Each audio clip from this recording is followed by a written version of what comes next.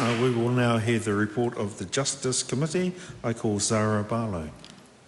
Thank you, Mr. Speaker. Oh, it is quite stuck. Oh, wow. I now present the report of the Justice Committee on how the government can better meet its obligations under Te Tiriti o Waitangi when considering policy or legislation.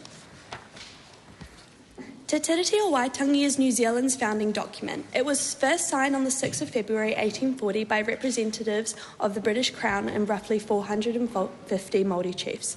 Parliament refers to the principles of the treaty in legislation rather than the treaty texts themselves. Treaty principles are commonly understood as partnership, active participation, and protection. The treaty is not a formal legal document and has no independent legal status. It can only be given legal force through Acts of Parliament, but only 60 reference the treaty principles. We receive written and oral evidence from the New Zealand Council of Christian Social Services and the Legislation Design Advisory Committee, LDAC. We receive written evidence from the St Mary's College Social Action Group. We thank our submitters. We heard that engaging more with Māori would strengthen policy processes. We heard that there are existing policy frameworks that promote better engagement with Māori. These frameworks include advice developed by Te Arawhiti, Office for Māori Crown Relations, and LDAC. We heard that the government should do more to promote the political participation of Māori communities, iwi, hapu, youth and rural Māori especially. The Youth Parliament Justice Select Committee makes the following recommendations to the government.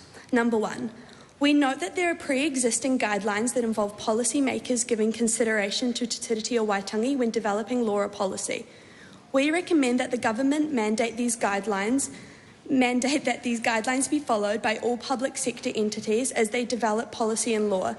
We recommend that the Public Service Commission undertake a promotional campaign to communicate the importance of these guidelines to public sector agencies. 2. We recommend that all elected officials have to undergo training on Te Tiriti o Waitangi and cultural competency when they are inducted into public office. We recommend that the government do more to promote democratic engagement to iwi and hapu. We recommend that local councils are required to visit and engage with local iwi on a monthly basis. We also encourage local councils to increase their overall levels of communication and engagement with iwi. We recommend that the government be legally obligated to act upon reports that are published by the Waitangi Tribunal.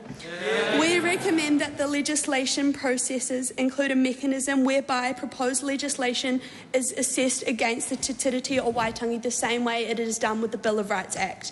Thank you so much to all our submitters.